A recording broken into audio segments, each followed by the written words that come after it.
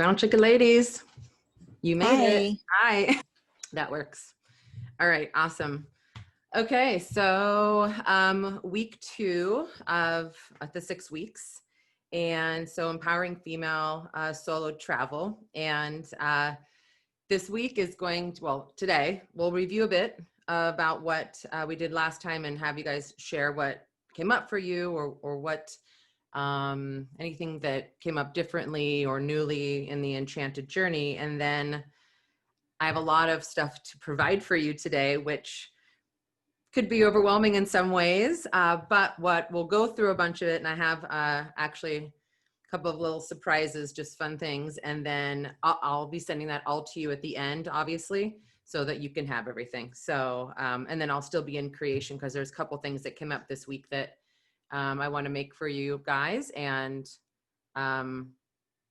doing the other major things. I didn't have time to do them. So I'm going to create that and send that to you guys this week. So yeah, so about an hour or so. So did you guys go through the module, the Enchanted Journey, and write down anything that you thought of in terms of what would your next opportunity be? I mean, I know, Melissa, you're dreaming of South America, right? Yeah. So what, Yeah, like what's on hold, right? Everything is on hold. I guess like that's what comes up for me is just like with the situation how it is, right? I feel like there's a lot of people that are like moving into vans, moving into RVs. Yes. Or that's like in my awareness right now. So I'm like, okay, so is the infrastructure set up for that? If there's way more, like what are the things that might have to be concerned about? And then yeah. That's a perfect thought. Because it's true. It's like a mass exodus for people to either rethink their living right now. And they're like, well, if I'm going to pay X amount to live in a place, I might as well just live in a home on wheels and kind of do the same thing. I mean, there's some things you have to be very aware about, right? If you want to really work from your RV or your car, going to a campground, I won't mention the names, but any campground is not just going to give you it won't have the Wi-Fi infrastructure that you need. So you really have to come like self-built. I'm sure you experienced that, Christina, right? Yeah. So most people go out, and I did when I first went out, and I thought, oh, Wi-Fi, awesome. And I thought, okay, away, they've got it all together. No, I literally sitting there next to the office going, I don't really see many, because I was out there when there weren't a lot of people either. So agreed. I think people are in a place of what else is possible. What else can I do with my life? And where else can I live? People are moving countries and whatnot. And so with the whole RV van life, new possibility, one, there's more of a scarcity of RVs out there. The prices are going up. And to your point, and people are really thinking about how to do this creatively, right?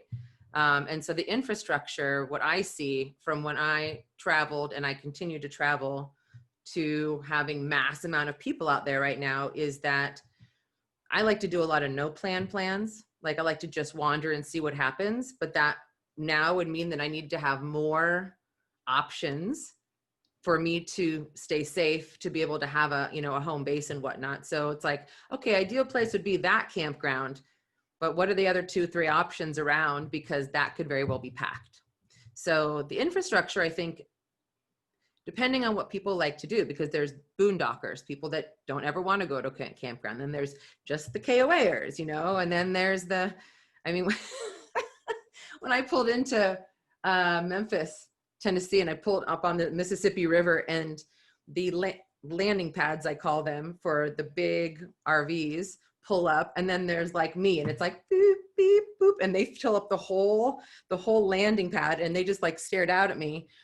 But that mindset of those types are, we pull our car behind us, we detach, and we stay there for a few weeks, a months, and whatnot. So I think the infrastructure right now is about, okay, so which way do you want to go? Do you want to be a no plan planner, plan other things around the no plan plan? If you want to stay somewhere longer, a lot, like I stayed down at Cardiff by the Sea in San Diego because I wanted to be a beach bum.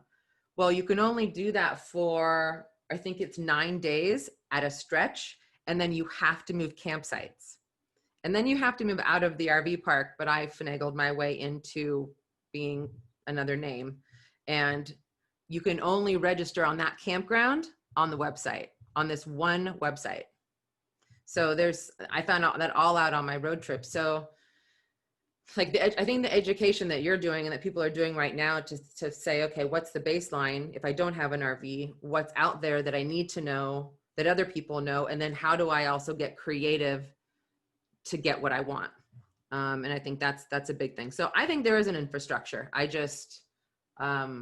think people need to get creative right now. And money wise, these RVs are in high demand, especially, I mean, I get notes on my RV every week.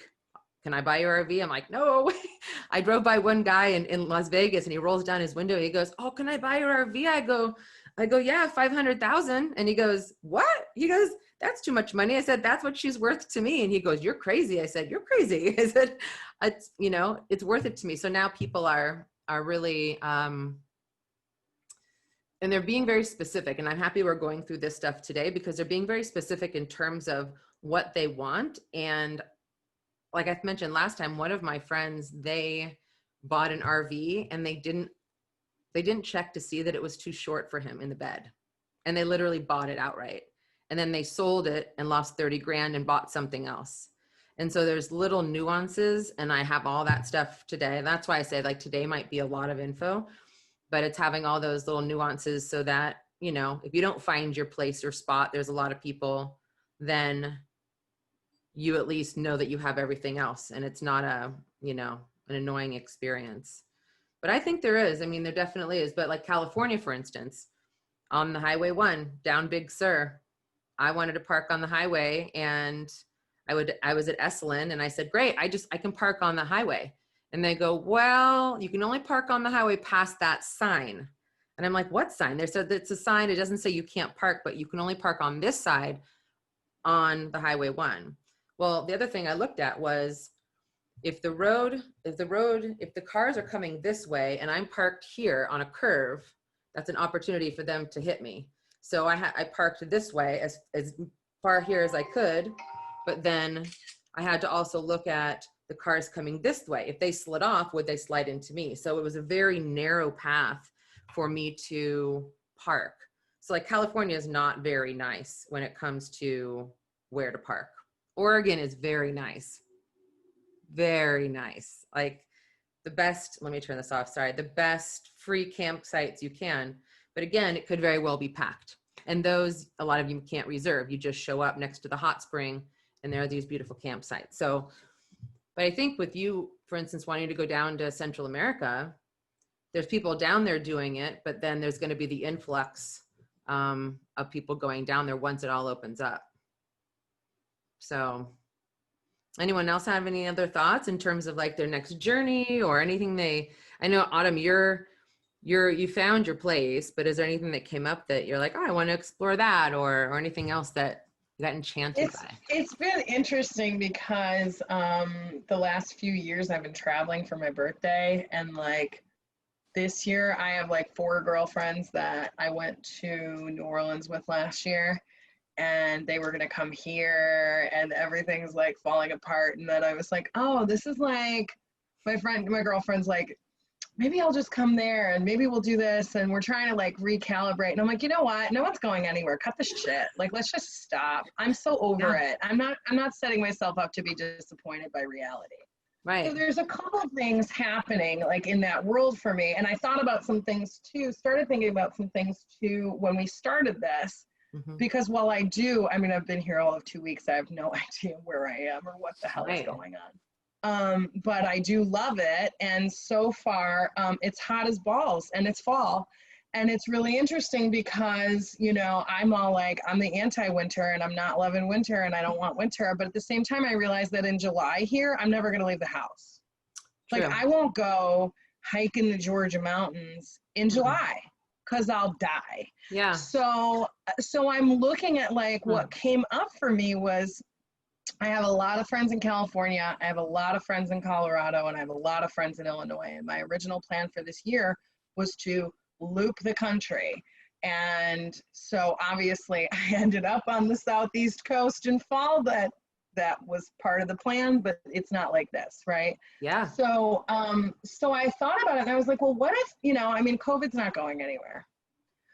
So what if I considered like doing a month in California and a month in Colorado and a month in Chicago next year in Illinois, because then I could still quarantine, see my family, go visit people in all the places I wanted to.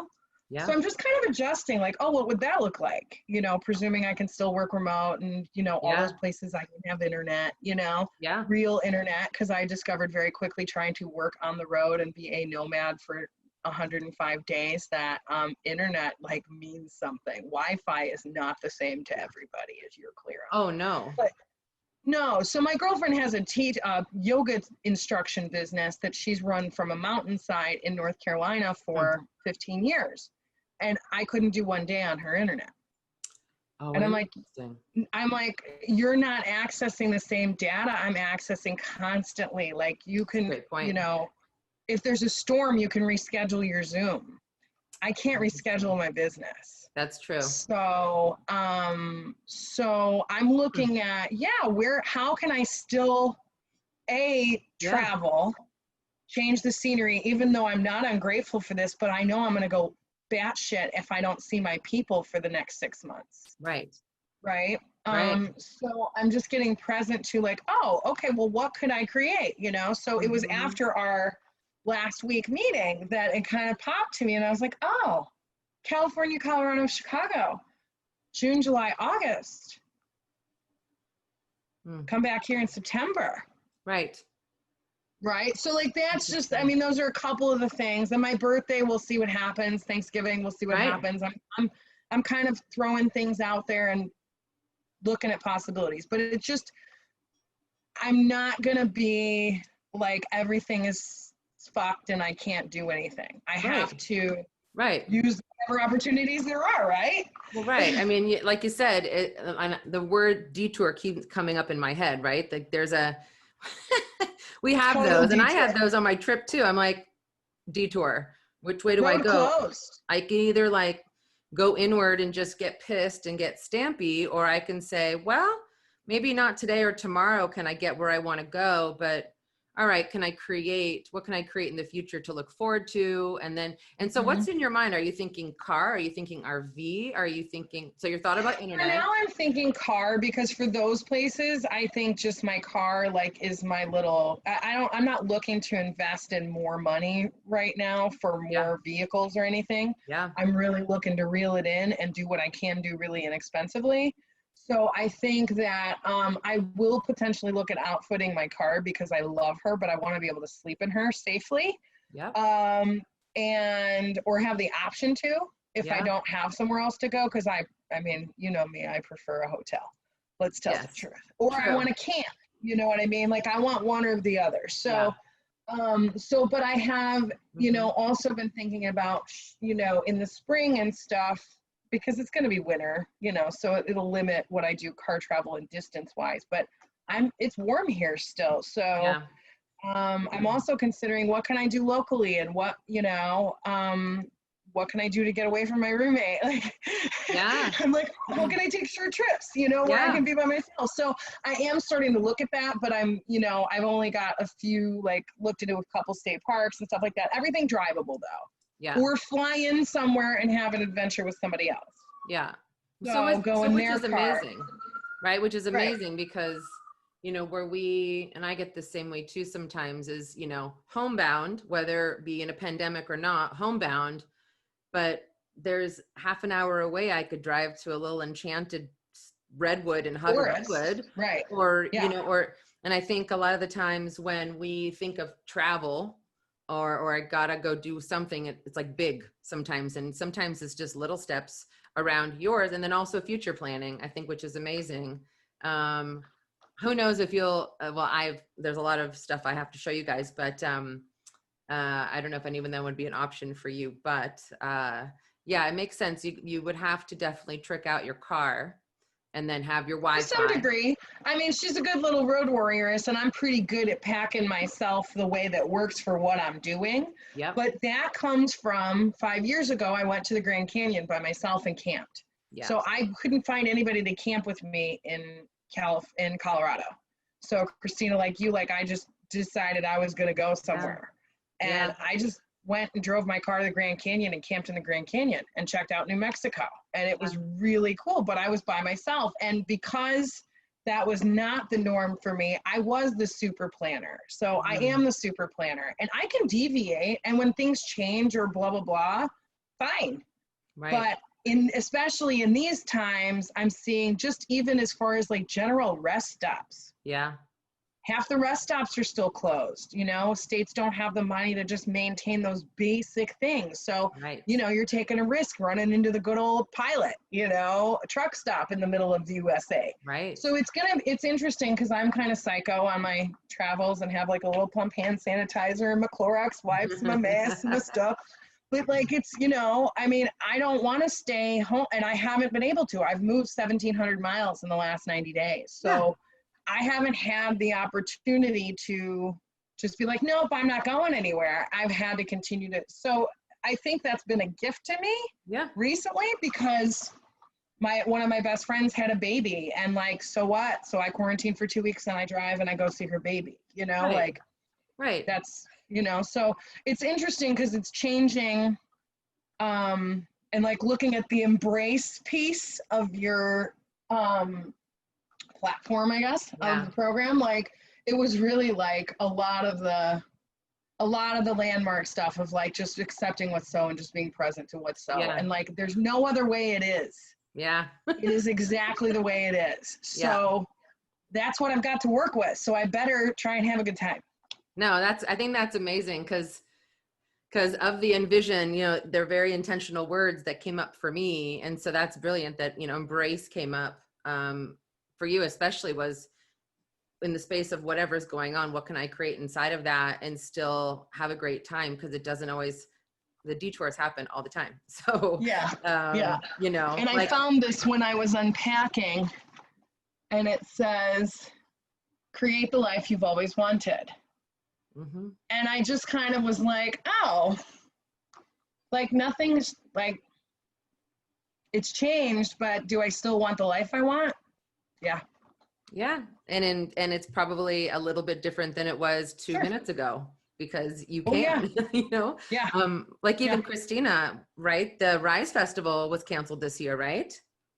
Where didn't you get tickets? I did get tickets. I got several tickets actually. So, you know, that is something that we're going to be planning on doing next year. But I ended up still going to Nipton. I kept my reservations for Nipton, and Liam and I, my son and I, both went up there to find out that the little town's closed. They completely closed it. So it was, it's like, it's completely unavailable for reservations and all sorts of stuff, right? So I pulled up on Friday evening and I see the big close sign because they didn't notify anybody. And I was like, okay, so it's 8 o'clock. What am I supposed to do? And I saw people on the property. So I had asked them, hey, you know, do you guys have reservations for this weekend? And they said, no, this is a private event. I'm like, oh goodness. Okay. So I'm like, what am I supposed to do? Am I trying to like right away think of plan B, you know, and I'm like, it's 8 o'clock. Do I just turn around and go back to, you know, back home, or do I just go to like Prim and get a hotel or do something, you know? And my son's 7. So, and so I spoke to one of the guys and he said, let me get the property manager and over. So I explained my situation. I said, I paid for my reservations here for this weekend over a year ago, or like a year ago. And he was like, and they didn't contact you? I said, no. And he's like, well, let's see. He's like, we have a private event going on this weekend. He's like, but I can fit you in the hotel. I said, whatever you can do. Did you have the RV? Did you rent an RV? Oh, so that was like 3 weeks before that. Okay, so we just drove up you know, to Nipton okay. that, yeah. So, yeah, so he said, I can put you guys in the hotel. And I just went along with that whole weekend, ended up meeting some really great people that weekend. And I just kind of went with the flow, and I was just like, hey, it is what it is. And I'm not gonna, you know, make such a big stink out of it. I ended up getting my weekend there anyways, but like the shop was closed, the cafe was closed. So we had to drive off to get food and what have you. So, but it was interesting. It was interesting. But yeah, we rented an RV, I mean, a camper van, 3 weeks prior to that. And we went to Grand Canyon, Big Bear, then Grand Canyon, and then, Laughlin. And, my dad and his girlfriend decided to join us short after, like a week prior before leaving. And he made all these reservations. And my plan was just go, like, just go. That's key. But having the right partners is key. And my dad is very like, no, we're going to do it. This excursion, we're going to go here. We're going to do this. And I'm like, no. But I'm like, okay, you know, it is what it is. I'm not going to like, you know, just kind of go with the flow. And Liam had a great time, and I enjoyed the van so much. I didn't want to give it back, but you know, so it really made me even that much eager. From your first one. So it's interesting. So I hear one, like Autumn, you know, there's and also like Melissa, right? There's a detour of what maybe you're not having what you thought you were going to have. And so there's the breakdown of you didn't make a B or C plan, but then you went with it and you allowed it to be, like, I guess you could call it like an enchanted journey where you met people and you didn't get pissy or angry or, you know, you didn't make it something that it didn't need to be. And it sounds like you asked. I think that's a big thing for people too, because they'll just say, okay, I'll just drive away and I'll go to Prem or I'll go somewhere else or get pissed. One other thing I was going to say too is I always throw the single female card or the female card in terms of I have a kid, you know. I always say throw the cards, throw those cards, throw them high, throw them long, because people will generally be very generous to single females and especially mothers with their children. And you know, not for us to take advantage, but we need to stay safe, honestly. So absolutely, you know. Yeah, no, and that's where the guy was like, I'm not going to send you guys away. He's like, you know, it's just you and him, and I'm not going to send you guys and turn you guys away. So he's like, you're more than welcome to stay. He says, you are going to deal with a loud crowd and music and stuff. And I said, that's fine. So we literally just stayed in the hotel, and we met people that were kind of coming in and out. But yeah, I mean, we just kind of went with the flow, and Liam had such a good time. He was like, he's so personable, and he's so, you know, social with people, that he just was like they were doing parking, like people helping with parking and stuff, and he's like, can I help? And they gave him a little like vest, and he was walking out like directing cars, and I'm like, oh my gosh, okay. That's Liam for sure. Was there anything that you so on that last note too, I thought, is there anything that you didn't do on the first one that you explained that you did do on the second one? And I know your dad planned your whole life essentially for that trip, but is there anything that, you know, for like your option A or B or your option B or C that you didn't plan on your first one? Because it didn't seem normal. You had reservations, right? But did it have you thinking differently on the second one? Did you prep anything else or think anything else? You know, I honestly was so much more looking forward of being able to go somewhere and not have to really think. I mean, I thought, okay, Nipton, we're just going to go to Nipton. We're going to go to the Mojave Lake and be able to relax there and just kind of have a little just getaway and not really have much to do. I didn't have to work, you know, kind of thing. So I honestly just wanted just to get away. And yeah, I really I didn't have an option B because I thought we were going to have a place to stay. Right. So I didn't really plan that. But, you know, I have family in Vegas. So that was also another option. We could have just gone the hour and a half longer and gone to Vegas. So, and I had spoken to her on my trip over there. So I was just letting her know, hey, I'm going to be in Nipton. You know, it's like a couple exits from Prim. So just kind of giving her, she's like, you should just come to Vegas. I'm like, well, we already have reservations, but I'll keep you posted. Yeah. So I definitely did have, I guess I did have those, like, you know, other options I could have gone. But when we were there, I just was like, I'm just going to talk to the guy and just ask him, like, it's just us two. Yeah. So I mean, it worked out though. I mean, the lucky thing I think for you, especially, and in general, right, is we get lucky sometimes that there are good people that will care for us and keep us safe. And then there's the other option where maybe there was nobody there, or they were like, go away, no way. And sure, you could have had the other options. And I'm a go with the flow more type of a person in terms of travel, but also, I also know I need to, Nipton, by the way, if not everyone on here knows, is in the middle of legit nowhere. Like, I don't even think you can see it on a satellite of any sort. It's like one lane by one block by one block. And if there's no lights, it's lights out. And so, you know, if you break down there, there's not much happening for you there. Is that the desert outside of where they do Rise? Yeah. Yeah, that's what I thought. It's kind of like if you try and go to Burning Man when there's no Burning Man. Pretty much. Yeah. So I think, you know, with Christina's story is, you know, for you guys and just for everyone else who ever watches this is, you know, you can be an over planner or be an under planner, but at least have just a thought process of a B or C, because if someone's not there and kind, and you hope that they are, first definitely ask, like Christina. Always ask. I say always ask. Be careful who you ask, but, you know, be careful, really check those people out. But, and then also really, you know, just think about the other options. Like you had your family and whatnot, but especially if you're going in the middle of darkness is, oh, and by the way, you said something that I think was really key, and then we'll move on to the next points, is you had mentioned it was 8 p.m.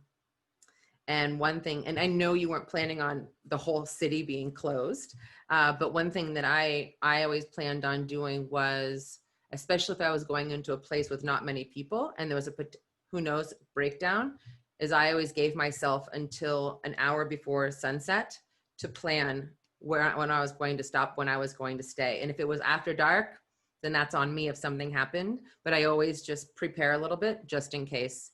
And you can't always with work, but that's just one thing, advice I always give everybody is winter and summer, change your times for the decision-making time so that, you know, when the darkness comes down, there's not the potential for what can come out of the darkness. And it could be a negative thing sometime, or a breakdown of the car and you're not sure, at a cell reception, right? If that all came about, you know, you'd be fine in the car, I'm sure, chilly, but, you know, I would just kind of give that advice. So, but it sounds like for all of you guys, it's, and, you know, since last week, I've thought of my own journeys and what I want to do and my frustrations of not being able to go many places. And then I thought, you know, I had a bit of a moment, a couple of days, just not happy about not being able to travel. And I just thought, okay, well, what can you do close to here? Because I forget about that, like autumn, right? I just thought like, okay, just, you know, and then also pre-plan, like planning in the future, even if it's hopeful, you know, I mean, where do I want to go? When I went to, and so in my mind, I envisioned Costa Rica and what would I do there? And how would and I just created it up and put it in my pocket and just thought, you know, it doesn't have to happen tomorrow, but if it does, then I've thought about it. So, so I'm glad that the journal helped. Do you guys think that'll help you going forward, at least to think some of different things, and ways to look at things as well? Okay. So I'm going to take us through this next. And so this will be this part will be very simple, but I'll show you. But so now we are we're moving into the first module of Survive. And of course, within it, I have no intention of anyone just surviving, but it just, it's where it goes. So, just a reminder in terms of where we go with this is we're from survival, open, uncomfortable, and love. And so week 1 was the enchanted journey into the journal, really just letting yourself roam whether or not you can travel or not right now, and letting yourself roam there. And then we went into envision, which is embrace, needs, visualize, imagine, support, intuition, offer, and no limit. So Autumn, yours was embrace. What about yours, Melissa? Did you have one of the ones that came up more for you?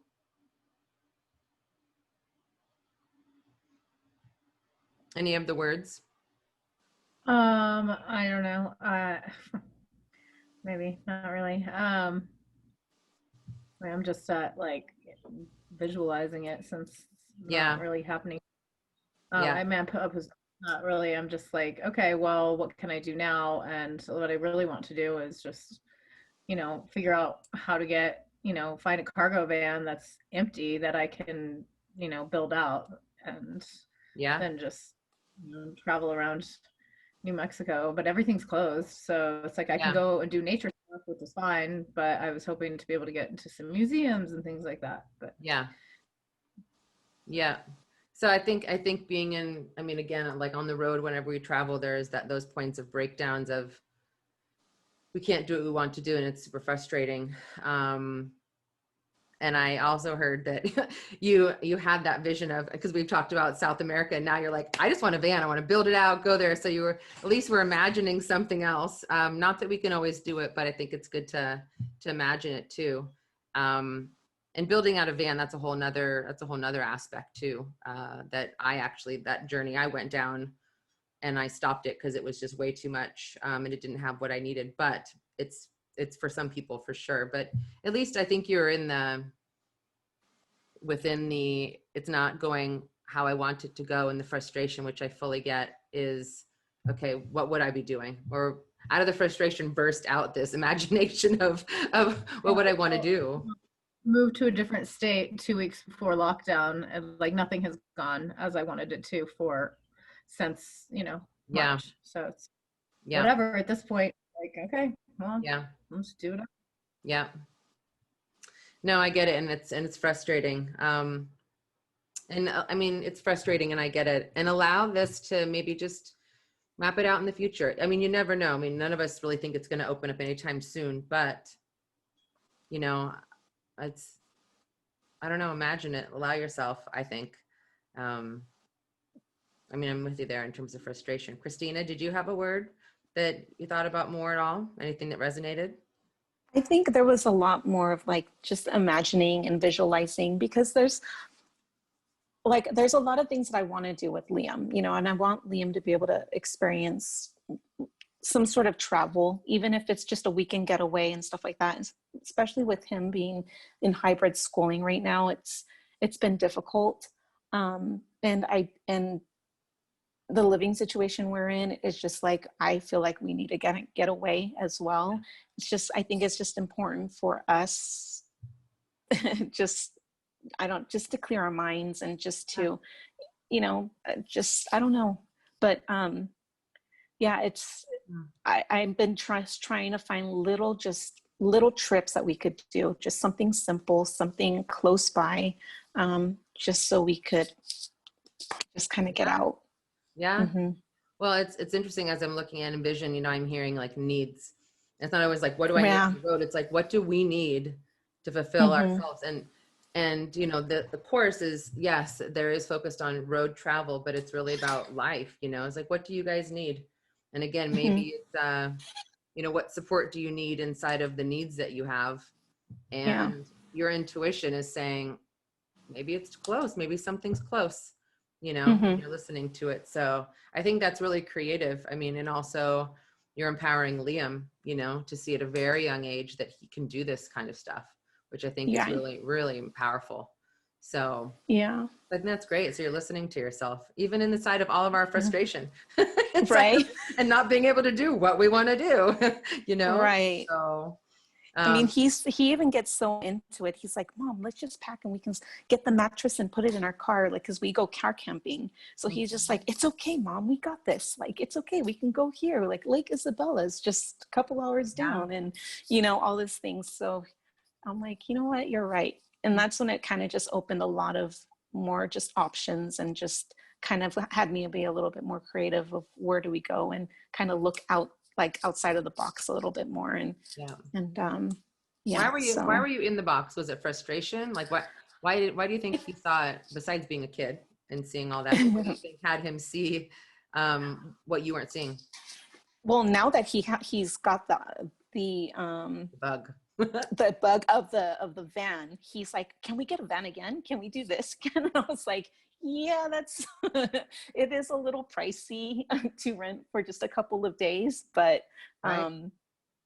But he's like, Mom, let's get another van. Let's do this. And I'm like, okay, no. And then so when I would kind of tear that down, he would be like, well, we can just get the mattress and put it in the car and like, and sleep in the car like we used to. And I'm like, okay, yeah, you're right. But I think it's just a lot of things, I guess, with just work, just my situation work. I wasn't working for a while, so income was tight, and just there was just a lot of little things kind of holding me back. And I just completely lost my vision of what I wanted to do, you know, with traveling and kind of getting out and wanting a van and doing that kind of stuff. So I just lost it for a while. And then once we were up, I was just looking at vans and he got so excited, and it was like, are we going to get one of those? And I'm like, I'm looking into it. And he's like, yes. And he got so excited about it. And I was like, okay, I have to make this happen. So I rented it, and he was just looking so much forward to it. And then he told my dad, and then my dad's like, oh, you got to be careful. You know, it's just you and him, and you just, you know, you got to be safe and blah, blah, blah. And I sarcastically was like, why do you want to go? And he's like, oh, no. And he completely pushed me off. And then later on that week, he called me and he was like, hey, I talked to my girlfriend, and we're definitely going to tag along with you guys. And I'm like, I was joking. Wait a minute. I was joking. I was being sarcastic. But I was like, it is. Okay. Well, you guys are going now. We'll make it work. It sounds like with Liam, and I think when there's a space of, you know, not enough money, because there's a lot of that times that when people want to travel or do things, not enough money, or we don't have the resource or whatnot. But one thing I think to think about, like with Liam, which I think even as adults, it's a great thing to think about is, okay, well, what can we do with what we have? You know, let's throw a mattress in the back. You know, I think there's a lot of people that get the tunnel vision. It has to be this certain way. Yeah. And that would be ideal. But that's the detour, and that's the magic of it. And with Nipton being closed, the detour brought you all those amazing people and, you know, and all that. So I think, and Liam, before he experienced the van, he never experienced the van. So he probably didn't talk about the van like he did now. And so now he experiences it, and it sounds like he just keeps having more, like his envisionment, his visualization, his no limits is coming up, really, which I think is amazing. So that's awesome. Yeah. So let's talk about this next part and what's possible. So I wanted to definitely give you guys, and it's beautiful actually, because Melissa, you and Christina brought up a van, and Autumn's brought up a car. And it's interesting because I would say I primarily focus on, well, the RV side of it, but there's various different ones. So that's what I want to walk you guys through today, just in terms of imagination, and also what's coming up in the world and how people are traveling, so that, you know, it could be an option, may not be an option. But I know that before I bought Kea, my RV, I had people living in vans that I knew, but and I had a couple people living in RVs, but no one that really could help me understand all the nuances that I needed. And I was researching online and trying to put it all together, and I was really overwhelmed. And I actually was in Arizona, and I researched and I found this Pleasure Way, and I'm like, I don't even know what a Pleasure Way is, but I'm going to go, you know, test drive it. It's in the price range. It was about $20K. And I thought, I don't even know what a Pleasure Way is. I'm going to go test drive it. And so I drove up about an hour north, and I got in, and I'm like, nope, this is not my car. And it's actually very similar to the RV that I have now, but it's a bit of a different build out. So that's what I wanted to go over today too, or a few different things, but also just having you guys get creative, because, you know, Melissa, when it does open up, what are you going to be in down there, right? It could totally be a built out van. It also could be an RV, but there's all these different options. And it's very overwhelming. So what this part will mean to you guys is, one, the envisionment comes in because, like with Autumn, you know, with the car, is you can just live in your car, or you can have it where it's actually, you know, you're comfy, you know? Totally.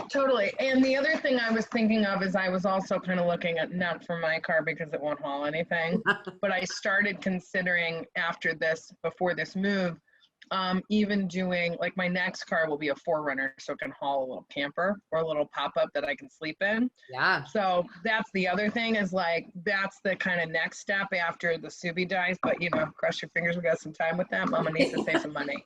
Yeah. But I am open to that too, because I have that fantasy as well. So this is going in the files. Don't think this is useless data for Mama over here. No, perfect. No, and that's perfect segue, because the Enchanted was, where do you want to go? Just go play with your journey. And then this is gonna, let's see if this is the module, if this is gonna get you. So these are the 5 things we're gonna go through today. I'll go through them pretty quickly, because then I'm just gonna give them to you. One of them is to actually fill out, and the others are for you to keep in your folder, and I'll be creating that for you guys.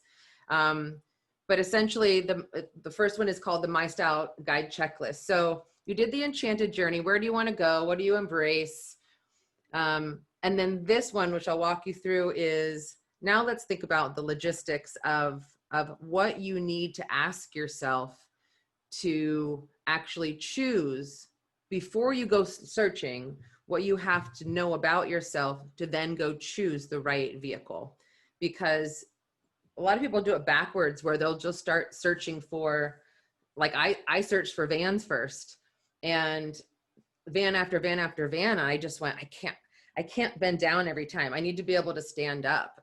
And if you see my RV, no one thinks you can stand up in my RV. And it's funny, because I've had, I was in, what was that, Montana, and I had this biker chick come up next to me, and we were waiting in a national park, and RV was off, and she's like, rap, rap, rap, on the side window. And she goes, hey, I love your van. I go, it's like my name, Alana. I'm like, she's not a van, she's an RV. And she goes, oh, she's so great. She goes, can I see her? And she peeks in. And this is like the 1,050 person that's done this, right? You guys even did it, Christina, too. You guys were like, what is this? And she looks in. I said, no, you got to get in. She goes, what? And I said, get in. So she opened, everyone does this. They open the doors, like they open them this way, and they go like this. And I go, you can stand in here. And she goes, what? And everyone does that. They're like, what? I said, no, come in and stand. I said, you're under 5'10", because I know I've hid my head. And I've also had 6'4"ers come in, and they're like this. And I go, get in here. And she goes, really? I said, yeah, get in. And she goes, and it's funny, people walk in, they literally walk into my RV like this. Like they're going to hit their head on the top of the roof. And I go, no. And most people go like this. They stand up really slow. And I go, and it's funny, because when I look at that, I did the same thing. So I was first searching for a van, because I dated a guy that was in a van. I'm like, that'll do the job. But as I started trying them out, I'm like, I don't want to bend down. And you know, the big ones weren't really out. So I started doing more research. But what I didn't do is I didn't start with like my own style. I started with what's out there, and that one looks kind of good, you know, or that one's kind of nice. No one ever said, hey, think about these 10 things. And this is literally going to dictate what you're going to search for, right? Like Autumn, you know, for instance, I mean, there's some things in here like, no, I don't want a flatbed truck. I want a 4Runner. So therefore I'm not going to do that path. I got to go this path, or I have to have a sink, or I have to have and no one ever asked me. No one ever said, well, what do you think about, they just were like, throwing all these options out. And I would ask them why. And they like, why would I like that one? They're like, I don't know, it's just easy. I was mostly guys. I don't know, it's just easy. And I went, oh, okay. So the good thing is that I finally got smart and started seeing and test driving and going, whoa, no, I really need a kitchen, because I want to be able to be mobile, and I want to be able to cook on the side of the road if I'm hungry, or I definitely want a fridge, or am I going to have other people in here? And I only have 3 seatbelts. If I have 4, I can't have 4. I mean, you can, but you can't, right? So all these little nuances. And one of the biggest things was the skylight. Who would have known? When I show people the skylight, everyone goes, oh yeah, it's amazing. And most RVs don't have a skylight, and mine does. I can see the weather every day and still have everything closed. And it's amazing. So the style guide is something that I never received, and I've created so that you guys can ask yourself the questions before we get into like the guide to your perfect home checklist, which is A to Z, the trailer, the big daddies, you know, the C-Class, you know, that we're driving like this. I mean, I have all that information there, and it's all broken down. There's pictures and everything, and I'll go through that too. Then there's also 111 plus, because there's always more, of the checklist. When I went to search for my RV, I went new or used, and I went probably used so that I don't have to spend so much money. But then no one ever gave me the checklist of what do I need to ask the previous owner for an RV, not a car. And when I asked someone, so is there a mechanic around here? They're like, oh, just go to that mechanic. I brought it to the mechanic. He goes, I can't do all that stuff. He goes, it has to be an RV mechanic. And it sounds strange that I wouldn't think about that, but I just kind of didn't put them all together, because I have a generator. I have, a black water tank. I have a gray water tank. I have a clear tank. I have propane. I have a fridge. I've had a sink. I didn't think about all that. So this is a checklist of, and it doubles down as your checklist of when you search and your checklist of maintenance. So it's one and the same, and it's every piece, every bit that you should like hand to before you ever buy anything. Send it to the RV mechanic and hand them that list. And if they don't have a list to return to you, then go take it somewhere else, because any good RV mechanic will have their own list of what needs to be checked off, and they should have that all already prepared. If they don't, they're not on the up and up. And I learned that the hard way. So I brought it just to a mechanic. He's like, you're good to go. And it wasn't even a mechanical thing, but he didn't put coolant in my car, and I just didn't check it. And I got to Idaho, and essentially my car was overheating, and I met in the middle of Idaho, I almost broke down, and there was this little, it's called the Smoky Inn, and I pulled in, and I asked if there was a mechanic, and they said, yeah, there's a guy over there, and his name's Chuck, and I have a picture of him, and he has a cigar in his mouth like this, and he's like talking as it's like flailing. And I go, hey, I hear you're the mechanic. And he goes, yeah, like cigar. And he goes, yeah. And I said, my car's, I think, overheating. And I said, he just came over that intense grade. He goes, let me look. He goes, you just go inside. I said, okay, fine. So he comes back, and he opens the hood. The hood's open. He goes, hang on. He goes, come here, honey, come here. And I go, okay. He goes, my name's Chuck. And I said, okay, thanks, Chuck. I said, what do you need me to see? He goes, put your head in there. And I'm like, in? And I'm thinking, okay, what's going to happen right now? I mean, there's people around, but I was like, all right. He goes, okay. And he pops his top. And because I knew stuff about what's in the engine, but I didn't really own what was in my engine before I left, like truly look at it. He pops the top, and he goes, well, see that dead bumblebee? That ain't gonna feel nothing in your RV there, honey. You're gonna break down. And I looked in, and there was no coolant with a dead bumblebee. And I was like, I just drove 4 or 5 days with that and over that grade. And he goes, wow, who looked at your RV before you left? And I was like, a mechanic. And he goes, uh-huh. And even if it wasn't an RV mechanic, one, I didn't take responsibility for what was underneath the hood. And then also that mechanic just didn't do what he was supposed to do. So, one point is own what's underneath that hood of yours, which I'm sure most of you already do. I was so excited. I just started driving. And then the second part is never, ever bring it to just a mechanic ever. It's they for oil change, fine. But other than that, only a mechanic. So this is your checklist, which again, will double down for you to be able to walk your RV or your car. There's also a picture that I got off the internet as well, which I use. And then you can use it as your maintenance or as you're, going to buy the car. And then your new or used checklist is a checklist that I have. Questions to ask yourself. Do you want new? Do you want used? A lot of the times the first determinant is money. Really. which makes sense. But this is a whole another, these are things just to question. And if there's enough no's, then you go one way. If there's enough yeses, you go another way. And then I have the survival guide, all the RV terms you need, because I'll tell you, I knew about this many when I left.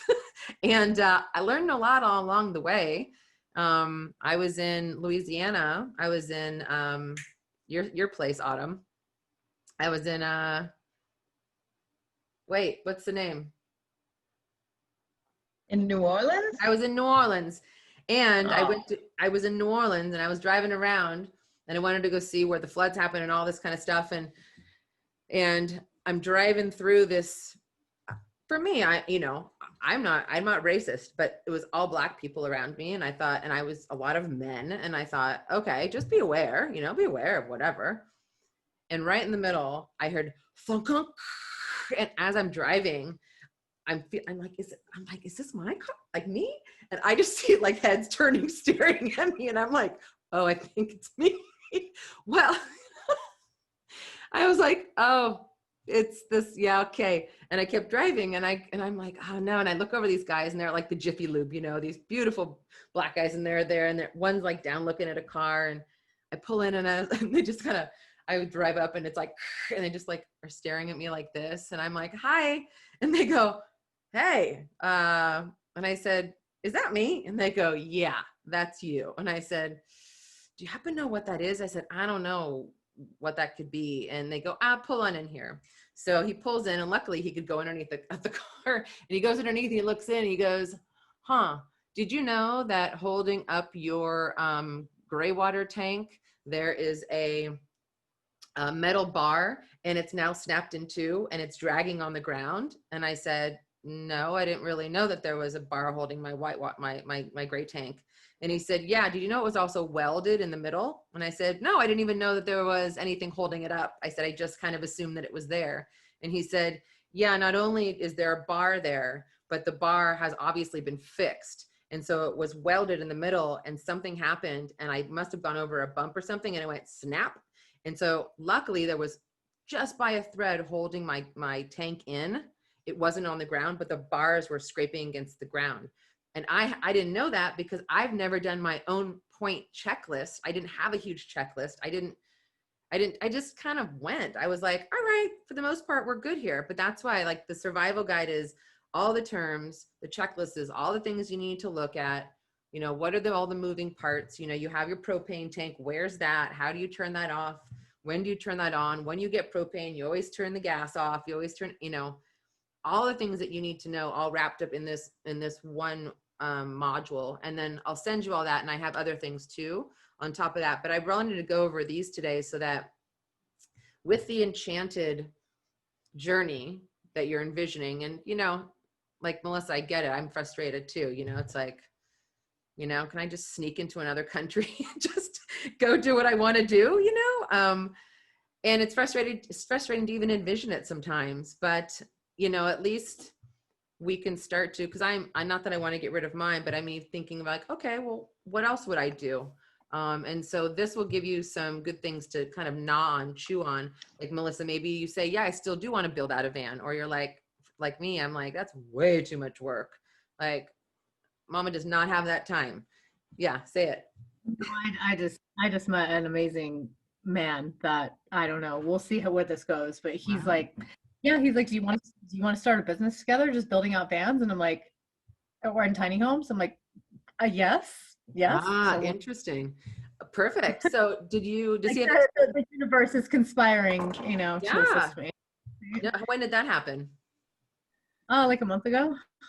Yeah, see, I mean you want it. I mean, he's building his RV right now. He's got a big RV that he's like, it's an older one, and he's just been, doing stuff, and it's pretty amazing. So anyways. Well, no, but it is interesting how when you and I connected about, I was doing this course and just out of the blue, not having enrolled in the course, but you shared how you wanted to go journey and travel and like road trip and whatnot. And then he shows up. Right. And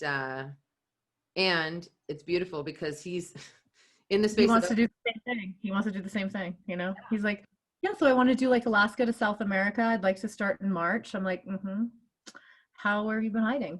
Great. You know, he's like, and he's like, and you know, with everything that's going on, I don't know if we can get through Canada, but you know, we'll figure it out. And yeah, I'm pretty excited about the possibilities. Yeah. And that's whatever happens, I'm just grateful for the opportunity and the possibility, and we'll see what open, right? No, I think that's amazing actually, because no, it's interesting because you have like what you had mentioned before of the frustration, right? And not being able to do it. And then you have this guy who's in the same world that you're in, you know, we're all in the same world of not being able to do what we want to do. And he has these, you know, and it's not a bad or wrong or right or whatever, but it's like, you know, like Liam, you know, like Christina's Liam. He's like, wow, let's just throw the bed in the back. And, you know, this guy's like, well, maybe we'll leave in March. Like, who's leaving anywhere in March? But, you know, I think he probably has, and I can see it in your face, like that spark inside of him that is great. And that's part of why I'm also doing this is like, and funny, people ask me all the time, why would you launch it when we can't go anywhere really? And I'm like, well, one, we're going to. Two, we might as well get the information that we need to then when the switch does flip, like we're out, we do what we want to do. We're not going to be behind it. So I think it's great. I think like the vision mapping, like he's already in it. Like he's naturally in that, right? Yeah. And is he lit up? Is he creating even though he can't go anywhere? Yeah, well, he just has a job, a contract job that he's been finishing up for the rest of the year, and then but he's been working on stuff. It's hard to nail him down and like actually get to hang out with him. You know, because he's busy with the day job during the week, and then he's like working on his 4Runner and his and his RV in the weekends. Yeah. So.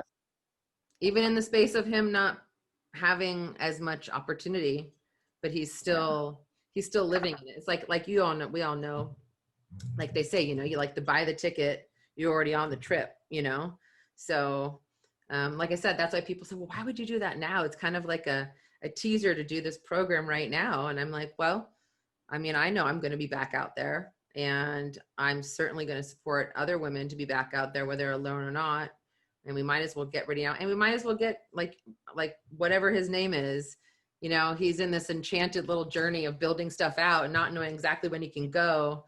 And he has a much brighter light inside because of it. And so, you know, that's a good inspiring story for me as well, you know, is to keep creating and keep being kind of giddy about, and even be like, yeah, like Autumn, like I think September I'll go to California. Sounds good. You know, like you might as well say something rather than just, you know, not. And just to plan it, you know, it was really helpful too, like you asking us to like get like present to the feelings and the emotions that we wanted to, you know, access and be present to when we did this. And that was really helpful for me because I just framing the context for me is like, I'm not thinking about what's actually like, oh, right now, today, this is what's possible. And this is how much money, what the hell do I actually really want? Right. And so that's been, that was really valuable as well. Good. That's good. That's what I'd hoped for that, right? Because it's, you know, in the space that we are, a lot of times we want more and we can have it. We just can't always have it, you know? And like your guy, Melissa, I think you're probably living through a lot of his imagination and visualizations. And Christina, you're like Liam, he's already bags packed, that boy, you know? I think it's great. So I think it's great. And that's again, why I didn't, and you guys know all about playing in that space. And I think those are great examples of, you know, you can have all this stuff, this checklist stuff, but if you're not playful in it or hopeful, or, you know, say, hey, there's a detour and that sucks. But, you know, I mean, when I was building a bunch of this stuff and adding more things in for you guys, I'm like, I think I want that in my next RV, and I'm going to build it out like because I have mine and I love her. But, you know, if I could have one that could be a bit longer and have pop outs, I would like that, you know, because actually I want to tow my motorcycle on the back. So I want something that, and mine, by the way, is curved on the top with the fan up top. So I have nowhere to put big like items. I have a big kayak. I have bikes. I have my moto. no one was like, hey, where are you going to put your kayak on your road trip? And I thought, I strap it to the side. That's not going to work. You go through tunnels, you're going to scrape at the other cars. And you can't put it on the top because it was like this. So it's all those things to think about, is height and width, and, and that's really what the My Style guide is too, is what do you want to do? If you don't have all those big toys, then you don't need, you can, the sky's the limit. So let's go through some of those. And let's do that. Let's go through some of those. And these will be all for you to have. So we're not going to go through them like intensely. But again, essentially, and this is like the Enchanted Journey with My Journey Style Guide checklist. So envisioning using your RV. So one, without having the RV or the car or the trailer, and you might have in the envisioning exercise, like Autumn was talking about, I was taking myself out of the moment that I was in and kind of having anything you wanted. And maybe your car was there, maybe it wasn't. But in terms of this is, how are you getting around, and what are you going to create in terms of that? So back into the envision aspect, these are very specific questions, right? So these are the questions that you'll go down, and you'll be able to fill this out on your own and change and recreate. I mean, if I had to fill this out 5-6 years ago, it would be different than I fill it out now, and some would be the same. People asked me if I brought my cats with me, and I said, no, there's no way, because there's no room, and they'd bake in there even if I left the AC on. And so some people have cats, but they have really big RVs, and I chose not to. So that's another thing to think about. So this is really envisioning your life in the RV, as the RV, and as your home. Is it the special place that you want it to be? So these are the questions that you'll go through. For instance, is like, how are you going to use that? So envisioning, what do you want to use your RV for? What do you want to see? So I didn't say, okay, do you want a sink? Do you want a bike rack? The first question is, what do you want to use your RV for? What do you want to see when you look out your front window, right? Because there's windows that are, the Goliath windows, I feel like an ant in those. Some are smaller. Also, if I'm in my bed, I have my skylight. I love having that thing. And some people like it smaller. What do you see when you make stops to fill your soul? Like, what do you like? I stopped for donkeys. I love donkeys. I saw them for donkeys all over this country. And so if I had this huge monster RV, or I had the trailer, I wouldn't be able to stop so often, probably, So is there anything like you guys would break for? I break for donkeys. Do you guys break for anything, whether it be in your car or anything, like anything you stop for? I'll break for a good view. I'll definitely pull over for a good vista and sit, or depending on the trip, sometimes, water. So creeks, little, that kind of stuff, anything that can get me super connected to nature really quickly. Nice. Mm-hmm. Awesome. Definitely random roadside attractions. Anytime that I've ever done a road trip, with my sister, or, whatever, it's we'll just be driving. We don't, we're going somewhere, and then there's some random site to see. Has a lot of weird ones. She used to live in Kansas, and I was like, okay, we can stop. We're gonna do it. But yeah, I love that kind of stuff. Like the monuments or historical things too. Yeah. I like the history of things. I actually was thinking about doing a road trip on the Oregon Trail. Ooh. Stopping along the way, You mean the PCH? You mean the PCH, or we'll want the one? No, go from Missouri to Oregon, the original Oregon Trail. Oh, very nice. And there's still a lot of historical sites. If you, I don't know, my age, you did the Oregon Trail in school. Yeah. Thought it'd be interesting. There's a lot of history. I enjoy I enjoy historical aspects, of course, nature.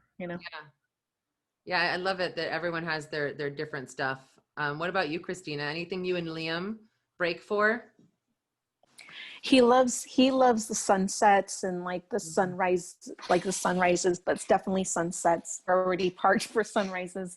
But yeah, just I can definitely agree with the, the just views, creeks. When we were going up to Big Bear, we stopped a couple of times to look at some creeks area when we were going to Tahoe, kind of stuff like that. But yeah, just getting connected with nature for sure. For sure.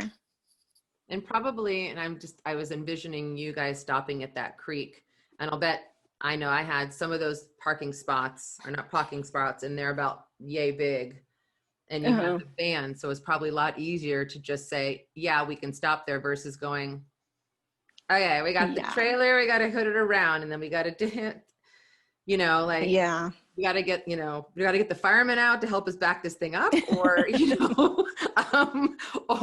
or we have the van, and that's easy. Like it's like what you're doing. And it's not that you couldn't turn around with the trailer or whatnot, but I found that with mine, people actually are like, well, how'd you just turn around like that? I said, well, I don't have the big rig like you do. I have a little guy that we just turn around so I can stop wherever I want. And I liked that easy access. I didn't want to have to constantly have to jackknife and turn around. I wouldn't have stopped as many places. So no, it's definitely easier. Definitely easier when you have something that's just simple to kind of get around in, rather than something big. Perfect. So that's something to think about, and I know it sounds crazy, but no one ever asked me that. What do I want to stop for? And mine's nature as well, and animals, and I don't know, just random scenes that I think are kind of cool. And I like to turn off on really small parts of like gravel, and just, so having a trailer wouldn't work for me. It would be too bulky and it would hold me back. So that's what these questions are. So do you like to stay on the pavement or normal dirt, or do you like to off-road? That's another thing. Like you and Melissa, your guy might like to go off-roading, so you guys need bigger tires, so people like to do that. Long or short trips, hours, days, weeks, or years. So, I've lived out of my RV for over a year at times, and I can do it, but I realize now that if I was going to go full time completely, I would want something a bit bigger for sure. And so it's one of those things of how long term are you going to buy or rent, and how far are you going to go? Because there's also, how much you pack. I way overpacked. I could have bought a quarter of what I brought. I didn't need half of it. So that's something to think about too. Your comfort level for a day is different than your comfort level for years. Just very different. Let me pull this down here. So again, I'm not going to go through all of these, but some of the things are like, is it just a place to sleep and eat, or to get you from A to B, or do you want it to feel like home? Like I really love mine feeling like home. Like I walk in and I have my crystals and I got all my, fun little stuff. I want to walk in and be like, ooh, I'm home. I'm excited. Or some people are just like A to B, I don't care. What speed do you like to travel? This is a big one for me. When I was buying my RV, someone goes, don't get a V8. It'll guzzle way too much gas. And I said, well, luckily, and every time, always test drive everything you can. I rented for 2 weekends the Volkswagen, and I was throwing an event, and I had a keg of beer, 2 kegs of beer in the Volkswagen. And I had to go up a grade about, just that. We were going up like about 6 miles an hour. We were hauling like up. Like a Westphalia? Okay. And I had 2 kegs of beer because I was throwing a huge party. And the grade that we went up was about that. And we were going 6 miles an hour, powered down, right pedal to the metal. And I even gave myself some gas because I rented it 2 weekends in a row. I didn't really realize I could rent other ones because it was so long ago. So the second weekend, I just gave it gas getting up to that thing. So I think we got about to 9 miles an hour. And I mean, I thought, there's no way that I will ever buy one of these. I will get frustrated. And people said to me, well, don't buy a V8. That gas guzzles gas. I said, I like to get up hills fast. And if you have big rigs that are going much faster than you on flat or on upper, in my opinion, it's a lot less safe to go that slow than to have something where you can actually get out of the way. So I'm not saying they're bad, the Volkswagens, but you have to figure out what speed do you like to travel. And do you get, I get really frustrated if I can't get up a hill fast enough. So my tolerance for frustration, it gets very low when I can't get up a hill. So that no one told me, but I realized, thank God I bought the V8. Who will be joining you? That's a normal, right? I bought, there's a road check, and I actually have a video that I'll send you. I went to my mechanic. I actually have, it's a little video from Victor, but I went to my mechanic and he happened to have a Road Trek 170. Mine's a Road Trek 190. So I did a tour of the 170 for you guys, and I did a tour of mine. And that's interesting because when I first did it, I went to a 170 because it's 17 foot, 19 foot, and then there's a 21 foot. So 170, 190, 120, and no, 121. And the 170, I laid down and it was side to side, and I'm only 5'5", and it hit my head and my toes. And I went, I can't have anyone taller than me, or they're going to be sideways on top of me, and this is not going to be pretty. And I said, I'm happy to have 2 or 3 or 4 friends in my bed. If we're all just having fun, let's just like all sleep together. And then I have, you know, my 2 chairs turned around, and that's a single bed. And then if someone had to sleep on the ground, they could, you know. So mine, who will be joining me, could be mainly just me. I was, you know, would be nice if I had a partner, a man, but I didn't. But I had friends and I had ample space. But if I had gotten the 170, I would have been not happy because I would have had to sleep sideways and whatnot. Now the bed, the 190, is like a king bed, wide, and about 6'2" is good for the length as a person. So think about the heights of the people that are going to be joining you. It's very important. Your ideal internal RV features, you know, some people want a TV. I don't even own a TV. Some people, this is one other thing too, and you'll see this in the video, a full bathroom.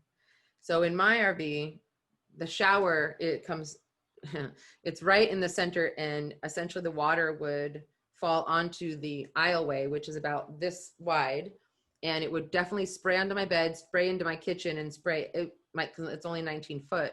I've never used that shower, and I've never used that bathroom, although the bathroom would be possible, but I'm less of, I didn't want all this stuff underneath me. So I just went to the bathroom other places, but it's so small, that shower. I tell people, at least for me, that's the biggest drawback that I have of the Road Trek, is the shower is right in the middle, and you're literally right here with your sink. You're right here with your bed, and the water is pouring down here. So I actually commissioned a friend of mine to help me build out an outside shower. And we did wood PVC pipe, and then I did 2 shower curtains, and it's actually, I'll send you guys the picture. I took it out in Idaho, and it's pretty awesome. So like your guy, Melissa, I'm sure he can make stuff like that. But I didn't really think about much about the shower. I just thought, okay, well, I kind of need one, but I'm more of a creek girl, you know, lake, creeks. I don't need a lot of, you know, I don't need stylish stuff, but some people need that. And, you know, that I think can ruin a trip, because I've had friends that have come with me that have said they have to have that inside shower. And so I've had to go to RV parks just for them, which is fine, but it wouldn't have been the RV for them. So skylights, AC, heat, do you need all that? I just thought it always came with everything, but it doesn't. Bed size, other things, what time of year will you be using the RV? If it's year round, get AC and heat. It's easy, it runs on propane. Mine always runs on propane. And then, for instance, extra amenities. There's so many gadgets like outdoor grills and solar showers. And then that just creates more stuff for you to pack in. And so I haven't put solar on mine yet, although I want to, but I got an outside grill because I wanted that. That had to fit somewhere. And then I had my lifters. So everything takes up space. Also, one thing I didn't put on here, and I'll change that, is, you know, are you a closed person? Are you more of a pack rat of things that you need to take? I overpacked, and I had ample room, and I have people that actually say that the Road Trek has very little room. I think it has a ton of room. And the video will show you how much room it has. So thinking about that, like, what's your style? You know, do you need to have a ton of clothes, or do you need to have a ton of shoes, or tons of makeup and all this kind of stuff? Majority of people not when they're doing that, but I essentially created my bathroom into a closet. That's what my bathroom became. So other things, do you mind hauling something hitched? Something here that you'll fill out, how good are you at parking? Like legitimately, like, are you good at parking? And I have it here, and I know that might sound funny. I'm really good at parallel parking. I like, there's certain things that I will say that I'm really good at, and parallel parking, I rock it for sure. And people, I think it was Memphis, and I just like little tiny space, and I was like, oh, I got this. And I went, woo, woo, and heads turned, and they were like, what? And I'm like, that's right. But if I had a trailer, I'd be okay, but I would much more calculate. So it's even here. Are you good at paralleling? Are you good at going straight in? Do you like to do turnarounds? Are you good with a trailer? You just got to think about those things, because, like when I was moving myself across the country, I did the U-Haul plus my car. So I had to map out, all right, well, I'm going to turn here, because if not, it jackknifes. So these are the things that I have you thinking about. And it's not a huge long list. It's kind of fun. It's like, who is joining you? More of the enchanted journey. Maybe they won't be there the whole time. Maybe you'll meet someone, that was my enchanted journey. I'm like, oh, maybe I'll meet a man. Maybe he'll be 6'1", so I have to get a bigger bed, and I have to, hopefully he won't be 5'10", because then he'll hit his head. So I literally thought about that before I left. I was like, well, I can't get a small bed because he's probably going to be taller than me. So that kind of sounds funny, but it's all these things to think about that I've met people and they're like, I wish I would have thought about that.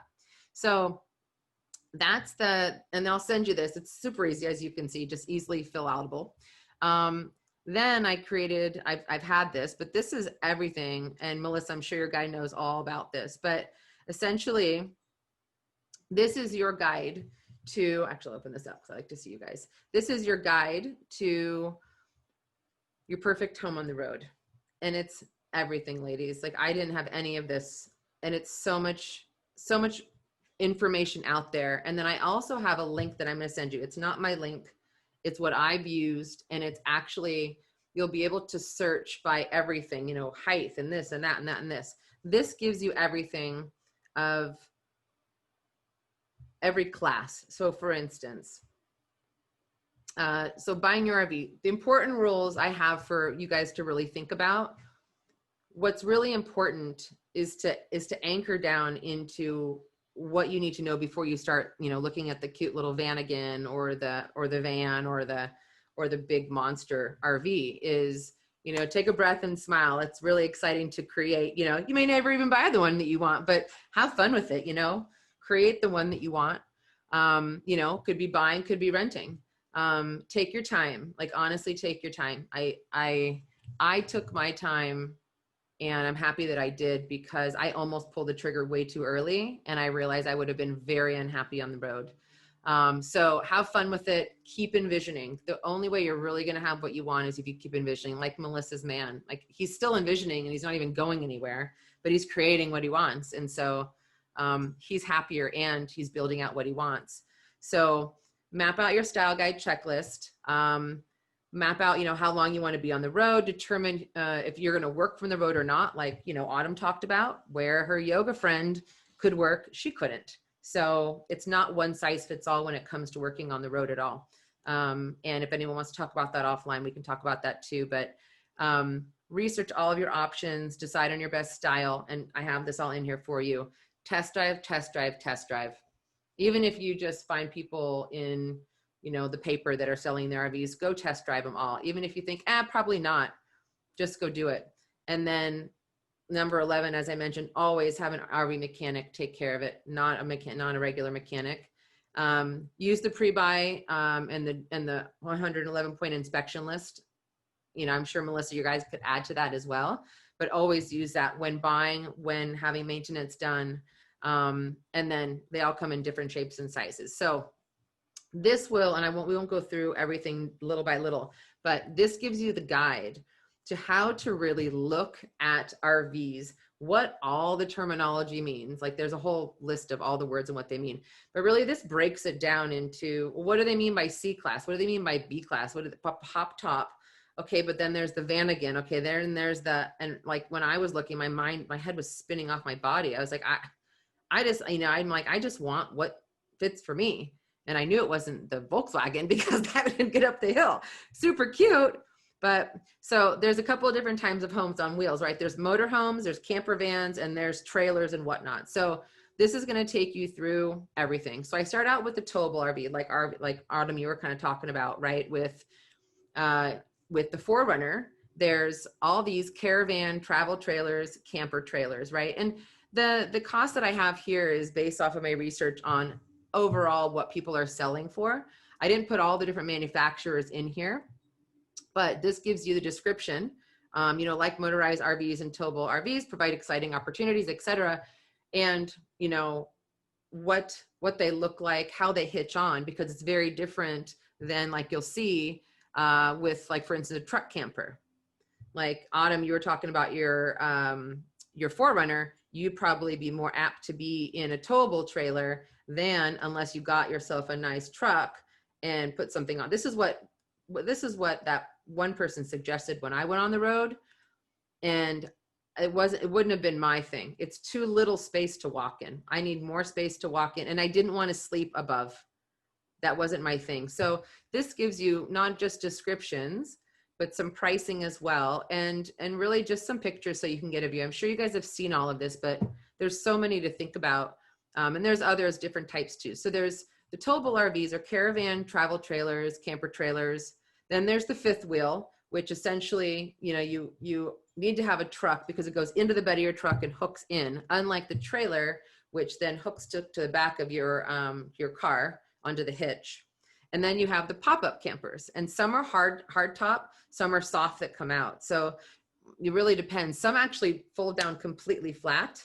The majority of them do. Some are more aerodynamic. So for me, the pop-up campers, I don't love as much, but for someone who maybe wants to camp more than RV it, the pop-up camper sometimes can be really nice because, like you can see here, there's a lot of mesh.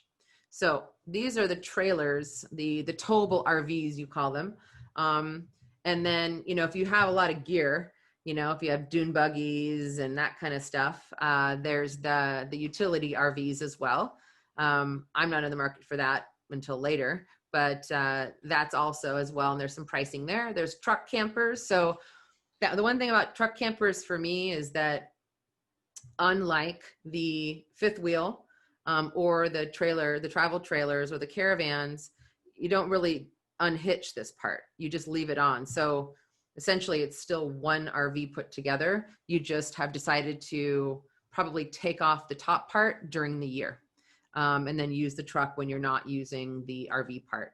So it really all depends. But for me, these don't have enough room in here, but people love them. I've heard people just love them. So there's that. So then we get into the classifications blueprint. So you have, what are they in terms of the tow? And now we get into class A, class B, and class C.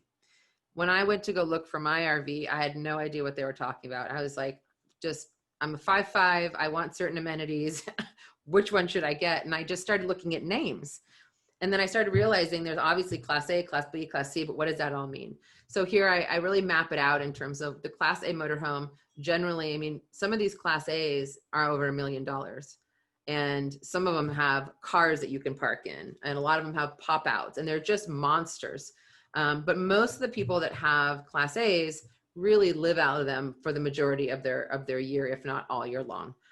Or a lot of the older people, they'll like to do it because it's literally just a humongous home on wheels. So that describes to you the class A, some of the pricing as well, and some of the intricacies of why it's so luxury. Then you have the B class. And as you can see, here's me with my RV. She's a B class. And as you can see, there's different size. Like this is a pleasure way. You can see mine's a road trek. This is a pleasure way. You can see they look pretty similar, but I'm telling you, the way that this drove versus the way that this drove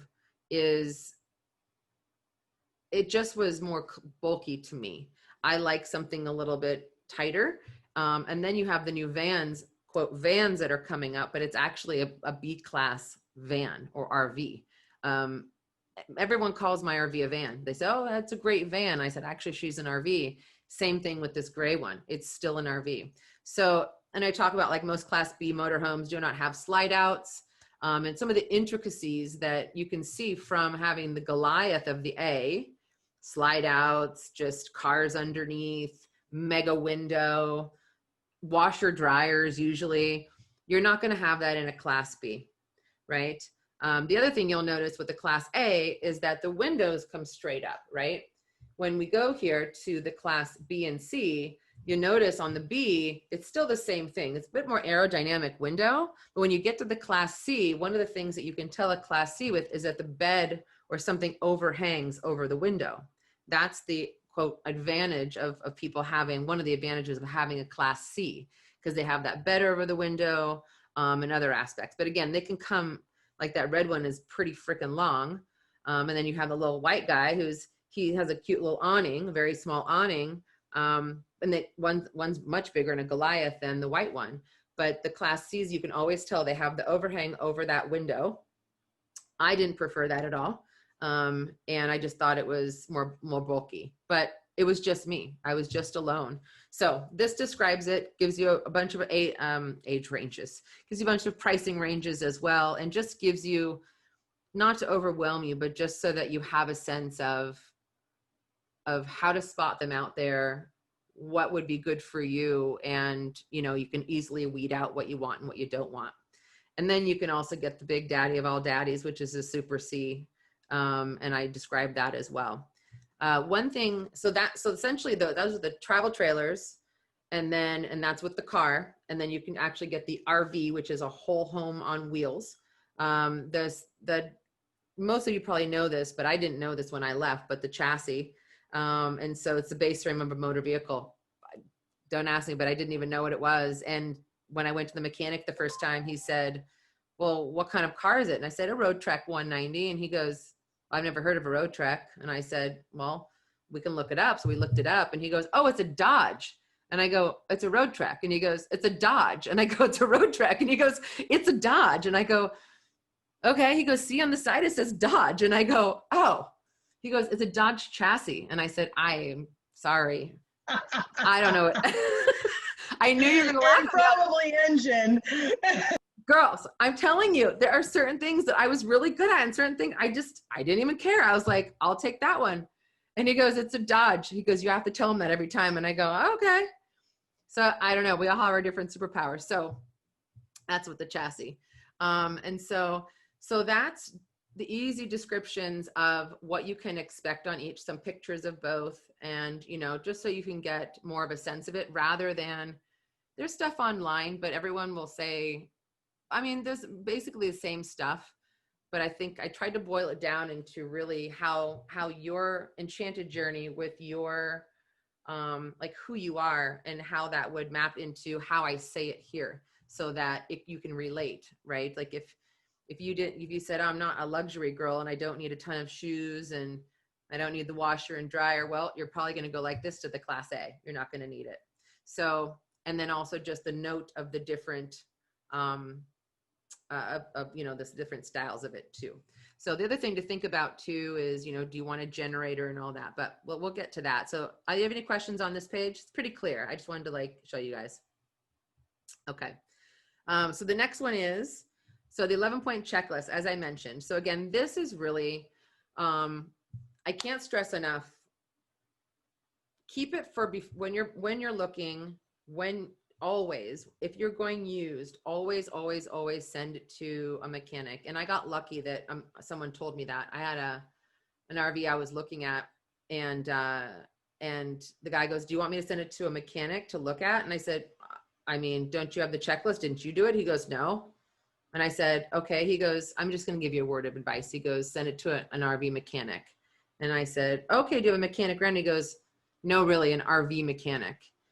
And that was before I bought. So I got really lucky. So this checklist, don't overlook anything, be nitty gritty. If they don't like you being nitty gritty, walk away, because if they're not liking you asking those questions, they are likely going to be hiding something from you, and it can be really, really costly.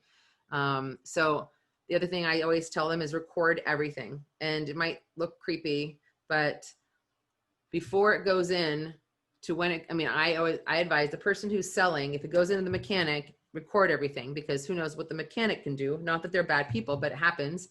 And then when it comes out, record everything on your phone, take pictures, because if you say, yes, I want it, and you walk away and you've given a deposit or whatever you've given, and you come back and there's a dent and they said, oh no, that dent was there. You have the video, you have the pictures, just cover yourself.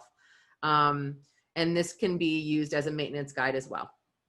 So overall on your motorhome, I did not create this picture because I'm not that, I don't know how to draw that well, but here's all the different aspects to be looking at in terms of a motorhome. You may have you may have all of these, you may not have all of these, but it's all the aspects that you're definitely going to want them to check when it comes to maintenance. One thing that I don't know if you ladies know about, I didn't know about until I got my RV, but what's called a house battery. Have you guys ever heard of that? Having a house battery in the RV? You have, Melissa?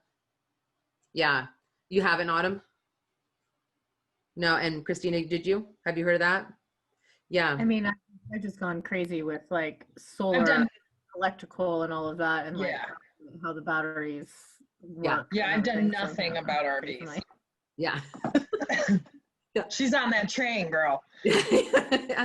Yeah. So I didn't know anything about a house battery, and someone said, you need to get a house battery in there. I said, why?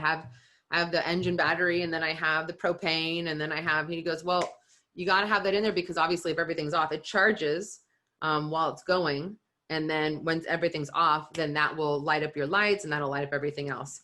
I also use propane for almost everything. I love propane. It's cheap as everything. I use my AC, I use my heater, I use my fridge, I use my stove, everything on propane. But here's your checklist in alphabetical order. I don't even think there's a Z, but I put to Z because that's all alphabet. But everything, like just questions to ask yourself, ask them from A to Z. So I won't go through all of them, but bumper and connectivity and furniture and things to think about too, in terms of your own buying. Like, do you have at least one super comfy place to sit? If you care about that. Some people just want in and out, but do you want a comfy place to sit? I did. Actually, I went and test drove the first Road Trek, and it was a 190 popular, and there was a 190 popular and then a 190 versatile. So there's a difference between the two. When I went, I didn't know that. When I showed up, I said, oh, it's a popular. And I said, oh, great. What does that mean? And they go, well, it had 3 seats, driver, passenger, and a passenger behind, but we wanted more storage. So we built out a closet. And I said, okay. So when you open the double doors, there's no seat and you just walk in. And I let myself sit there for a moment, and I went, I really want to sit at my door and just look out. And you'll see pictures and pictures on my websites of me sitting there having breakfast or a glass of wine. And I'm so happy that I got that 3rd seat because I like to open my double doors and have a place to sit. I wouldn't compromise on having more storage space for that, but someone else wants that. And they were also 2 people. I was just one.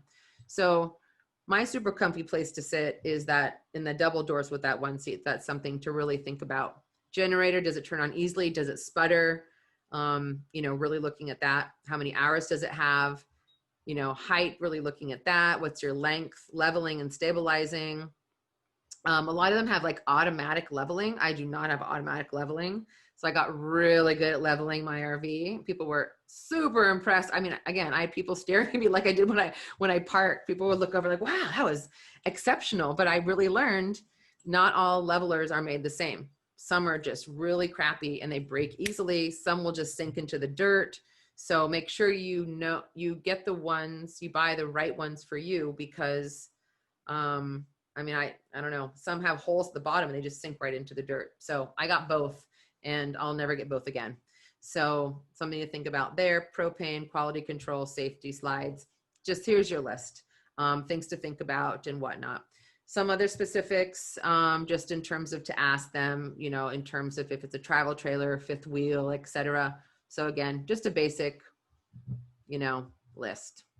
Nothing too special, but good to have before you buy, and also as you're driving around, okay, I'm going to check that, how's my, how are the filters going? And I learned how to check that. And so if you're not as mechanically inclined, I'm not, or I wasn't, this is a really good just checkpoint for RVs, not cars, but RVs.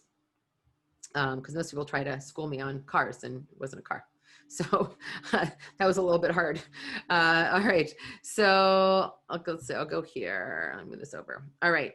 So this is another thing. Just should you buy used, should you buy new? Now, I know number one for me, it was cash. It was money. And I had no idea what was out there. So these are just some things to think about, if you're going to buy new or used, if you're going to build yours out, what are you going to look for? Or, like Christina, should we just rent? How often are you really going to use it? If it's twice a year and, either you don't have the funds or you don't want to keep it. People often say to me, you should rent yours out. I don't rent mine out because I don't want to take the risk of it getting broken, but that's me. So, should you rent instead of purchasing? Is sharing a better option? Like who knows what will happen with Melissa and this guy, but maybe they'll be together, maybe they won't, maybe they'll share RVs. You never know. That's a great option as well. I have a lot of friends who went in on an RV together, but then really have some really solidified boundaries and rules there as well, because you never know. Again, how often will you use it? How many people will it accommodate? And those are just some things to think about, whether you buy used or new. So again, a really simple checklist. I didn't want it to be too overwhelming because there's a lot of just nuances to know. And here's all your terms and definitions, ladies. Memorize by next week, Wednesday, just kidding. I saw all your faces. We're like, what? There will be a test. Yeah, there will be a test. Melissa's guy will just be the only one that shows up because he'd probably be the only one that can answer any of the questions. So, but that's why I wanted to make this for you here. And I put a picture of me smiling because let it be fun while you look at all these terms. So these will just help you when talking to mechanics or manufacturers, when buying a used RV, making sure you have all the points covered on your inspection, when doing your own regular checkups, when talking to other RVers. Because people will have issues. I broke down in Oklahoma, and I think I told the story where I was looking in my hood and I had no idea I was just looking for the noise. And a trucker came by. He goes, "Do you know what you're looking at?" And I'm like, "Not a clue." And he goes, "Didn't think so. Didn't think you knew." And I said, "No." And he goes, "All right, pull it over here and I'll show you some things." So this will just give you the whole list. I mean, again, this is like a dictionary that you don't need to memorize, but it's good to just even have it in your glove compartment, just to know what some of those things are. I was never given any of this, and it's all online, but it's just good to have it in one place. Because again, I know it sounds funny, but a mechanic will say something to me and I'm like, I have no idea what the heck that is. And they'll describe it, but I like to really know and learn after. So, so there's that. So these are really, so with this one, what I wanted to do, and I have actually, with this, I wanted to give you more over the logistics, right, of RV trailers options, and then all the other logistics that go into how to think about buying, how to think about renting, what's going to be good for you, what's not, because once you buy, you can lose a lot of money if you buy the wrong one, and it's not worth it. And it's not just about, what chassis it's on, if it's a Dodge or not. I didn't think about that, but I probably should have. This is for you to fill out by next week. Just some things to think about. Super, super easy. What do you want to use it for? Just getting in the mind, Melissa creating in the enchanted journey of having maybe a relationship, and myself as well. I'm like, oh, maybe I'll have a significant other at that point. And, what if, and I can't get a 17-footer because hopefully he'll be taller than me. Like he's not too tall. He's 5'10". So that works. He'd work in the road truck. I could do a medium roof. I don't have to get the extra, but the extra storage space is nice. I don't know. This is something like I'm looking at living in this for years. Yeah. I'm considering it as like, okay, well, I'm moving out of an apartment or a house to live here. So I'm just like, the expenses of living in a home, I'm just translating that right over into like, okay, well, if I have a payment, okay, fine. Well, that's just like what I'd be paying for rent. Yeah. It's like, no matter what, there are living expenses to having a roof over my head, whether that roof is movable or not. Agreed. It's like, that's how I'm kind of looking at it. And part of why I'm like, I just want to kind of get something like the 2020 Ford Transits, they have 4x4 on them. Like I want to go and do like a big like ski trip. That's important to me to be able to get in and out of places. If I'm going to be traveling around in South America with the, I don't know how the conditions are. I want to be able to be safe and know whatever. And then I also have very specific, like, I need to have a piano. I need my piano keyboard. I want to build that. I want to have that like built in. I want to be able to bring all my, you know, mountain biking equipment, all of that, right? Yeah. So for me, it just seems like it sounds so expensive though, as far as like getting something new, but building it custom because I have a connection with somebody who knows what the hell they're doing with that. I'm like, I might as well. I don't know. Yeah. Build outs take a long time, but if you have the connection, and it's still a lot of money, but you know, again, you weigh out. Like for me, it was, I didn't want to spend my time building out because I'm not the expert. Seems amazing, but I just wanted it all built out for me. But it's true too. The road trek, she doesn't carry all my toys. Mm-hmm. That's one of my issues. I got a blow up kayak finally, and I used it that many times because I didn't want to do it. So that's one of the drawbacks that I didn't really think about. Yeah, this is interesting because I've been thinking like even just a little pop trailer, like nothing like these big badass motherfucking RVs, really. Like for me, just thinking in the like short term recently of like, what was I going to do with this move? Was I going to put a hitch on my Subaru and get a little thing? And then I looked at the real tow weights and what I could really tow, and I was like, I can fill that much shit in the back. There's no reason I can't put anything on this. Yeah. So I'm like, okay. So, but thinking about it, like, yeah, I want to be able to throw a kayak on top. And I don't want to have that kayak live on top of my car because I like a sunroof. You know, so like and that's why I never put anything on top of my Subaru in 10 years because I like looking at the sky. It's like sometimes the only daylight I get, right? Like in my former life. So it really is going to depend. And I love that you say that to really look at and forecast, like what matters to you? When do you stop? That's such a great question.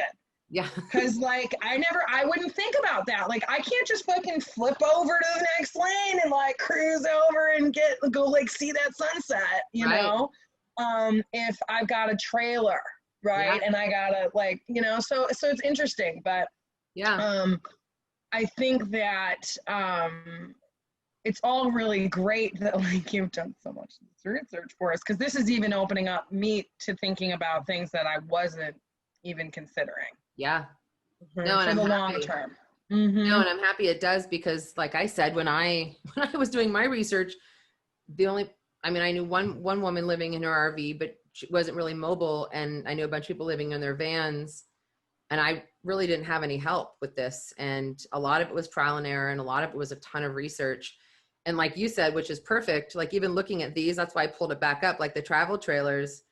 I learned the hard way on my road trip about not having a kayak when I saw this magical lake like in Wyoming, and I went, I want a kayak now. And you can't kayak. Yeah. And also like, what's your personality like? Like I don't have a ton of patience when it comes to doing what I want to do.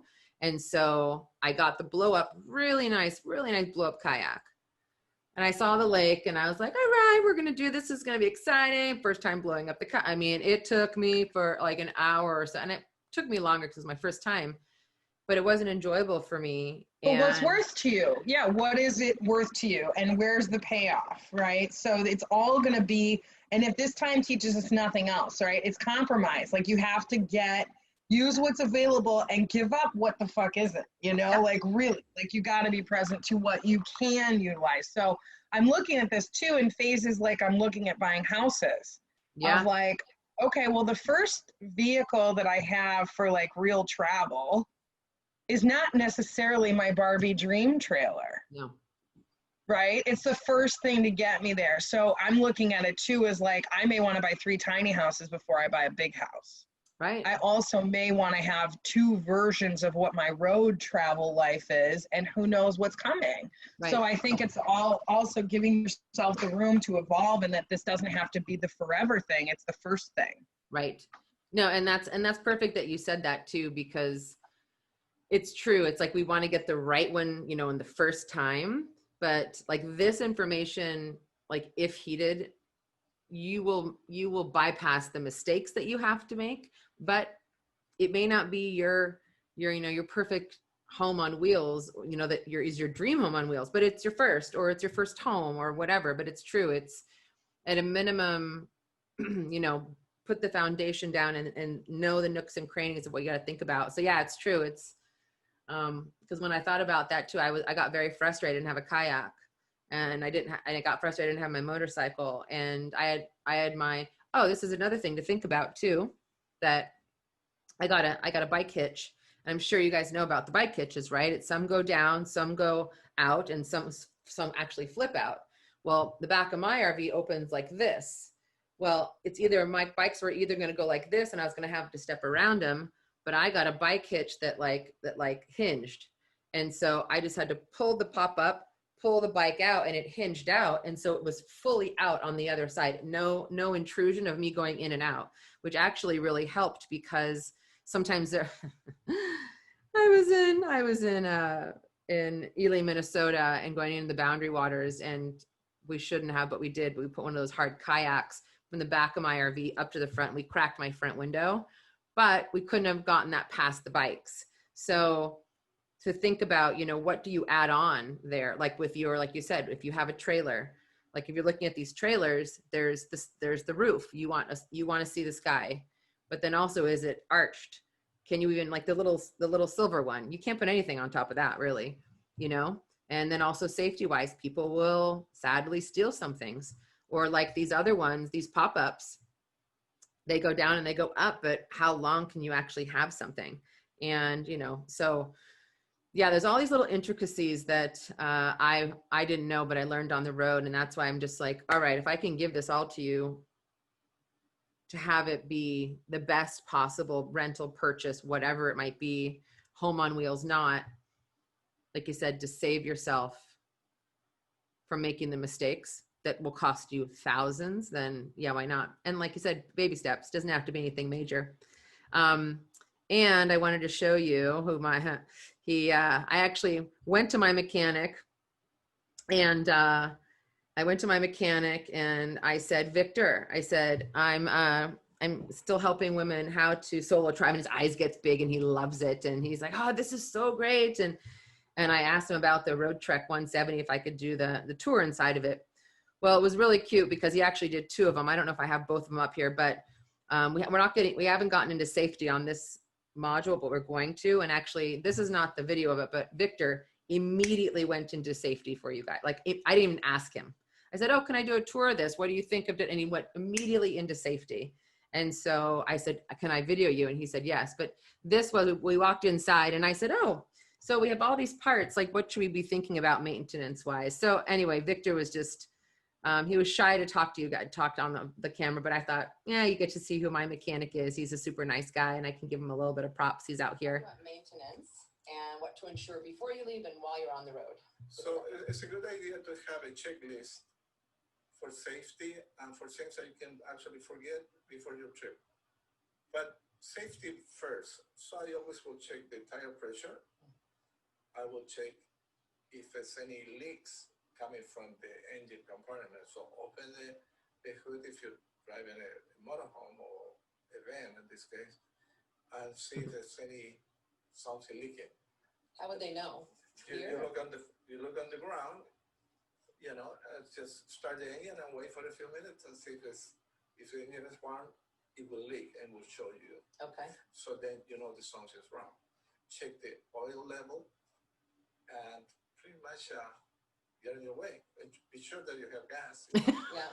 And then there's the coolant, right? Yeah, the coolant, you have to be sure that the engine is cold, because if you open it, it can actually burn your face. Yeah, that's true. So be sure when you check everything, when you check on cold is better than when it's hot, because the oil also, it will be easy to read. Yeah, it like expands in the heat. Exactly. So yeah. when it's cold, everything works a little bit better for measure, yeah, especially the liquids. Yeah. Okay. Anything else on the road? Check the lights. Turn all the lights and see if your marker lights are working. Your front lights, your flash, yeah. your brake lights. Yeah, exactly. Because there's one thing that you're thinking that you can have problems with the civilian, but also you don't want to get a ticket. Yeah. You know? Exactly. And better than that, you want to have good lights, you want to have everything where your blinkers, and be sure that you have the triangles, at least one if you need to, you know, for some reason you have an emergency, put the triangles. The reflectors. Yes. Yeah. You know, something that tells somebody, because if you run out of light, then you have that reflection that somebody can see you. What's the distance? Like 5 feet, 10 feet in front? I would put it as far as I can, probably 30 feet. Yeah, and a few of them. But I would put one a little bit open so they know they have to kind of go around. Yes, yes. Yeah, awesome. Okay. Thanks. That's Victor. He also did the other one, which I want to show you guys now. And then I'll also show you, I've just been taking other videos too. But I'll also show you, oh, well, it's not here, but I'll send you guys also the, I wish it was here, but it's not. Anyway, I'm going to be sending you guys the video of the tour that I did inside the 170 and then inside my 190, and just some of the things that I recognize and I saw, and some things to think about on your end as well. So again, like I said today, there's just a lot of information. So next week will be the big test, you know, about, you know, no pressure, ladies, no pressure. I don't know if my internet's just kind of going out, but anyway, so next week we have just the basics. We'll just do week 3. I'll probably bring in some safety tips as well. Anything you guys have for me or want to say or need for me or anything at all? I have a question that you might, or that I don't know if you can answer, or if you have somebody that can answer. So like if I was building a van from scratch and I'm living in it, right? Yeah. Something, you know, for me that I'm concerned about is like people breaking in. 100%. So, you know, are there certain things, like if I'm building something from scratch, like what do I need to be considering as far as like, are there like extra bars or something that you put it, like how, I don't even know. So yeah, a lot of people will put like a security system. I have a lot of friends who have built some stuff out. Maybe what I'll do for you too is I'll ask them to, most of them are skydivers too, so a lot of them built it out. But from what I've seen, like, I mean, having like, you know, computers, mountain bike equipment, things like that. I want everything as much as possible to be inside the van. But, you know, what if you break in and then it's like, where do I store like, you know, passports and money and things like this, right? Yeah. Yeah, I know for a fact that somewhat like a friend of mine that's done some stuff like that, like they installed a safe, like welded to the frame of the van. So it's like in the bottom, can't get into it. So like all your documents, your cash, your cards, your passport, your that shit. And if it blows up, it's in a fireproof safe. You know what I mean? Because this is people's like identity in life. And I will check too with my an accident and the car gets totaled and burns down. Right. You know, like your whole life is in there, right? And so there's that. And then I know with like there's limited things you can do just as far as vehicle security. Like if you have, for instance, if you owned a construction company and you have a work van, there are things you can do to have different kinds of locks installed and have different kind of bars and stuff so that they can't just pop the lock. They can't do, you know, so there is stuff like that you can do. I don't know how much of that is self-install.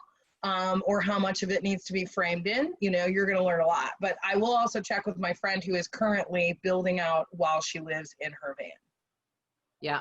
And she bought a Sprinter and it's gutted. I mean, it's empty. There's nothing in there. She's like, look, I brought a toilet. Here's my toilet. Look, here's my cooler. That's my fridge. Like, she just insulated it and it snowed. She's in Colorado. Like... Yeah. So she's a travel nurse, but those are like, so those are real concerns. So yeah, no, it's true. I have the friends too who, and to your point exactly, Autumn, it's like this, well, one thing is the safe, but then it's where it goes, right? Where it's actually a burden for you to even get to it. Like for me, well, this is not gonna be out there, but whatever. It's under, it's underneath my bed. And then underneath the bed, there's two like drawers, but then underneath that, I have the safe built in. And it would takes me a lot to get into it, but it's not something that's readily visible. If someone came in and tried to steal things and they just ripped up carpet and looked at things, they wouldn't be able to find it or see it. So definitely something built in. For your bigger items, I'll talk to my friends about how they keep a lot of the stuff that stuff safe. I mean, it's the harder part because I think people are just going to break in. They're going to break in, but yeah, you can. I mean, you can create other security, but you can do bulletproof windows, but that's hard because what if you got to get in yourself? So Right. Yeah, I'll talk to them, and Autumn can talk to her friend as well and see more about that. But and people put alarm systems on it besides just the unlock and lock. I would probably do that on my next one, myself actually, just to have something there, because who knows if the open door closer would actually work. So yeah, there's a whole thing of build outs.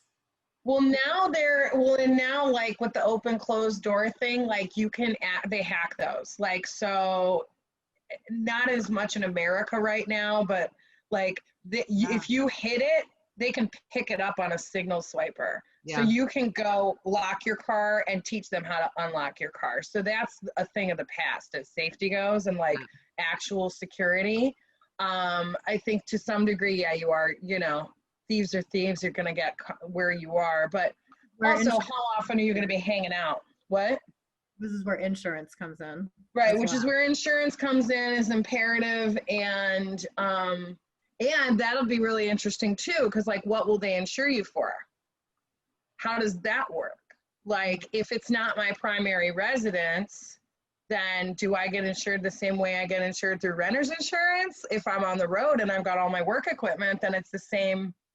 It's what's responsible for in my renter's policy, you know what I mean, or my homeowner's policy. So interesting things you bring up. Yeah, and also as you were talking, I thought, I envisioned a home, and might sound like a lot, but also, the automatic lights that come on with movement outside. I mean, it sucks because there could be animals, but like Jean was talking about, if we're inside the RV or our van, and even if it's dark inside and it's dark outside and we really can't see them and there's no possibility, at least that light will go on and scare them away. It might be really annoying sometimes and maybe face it away from your window, because that would wake me up a lot, but at minimum it could deter people from coming around your van so much.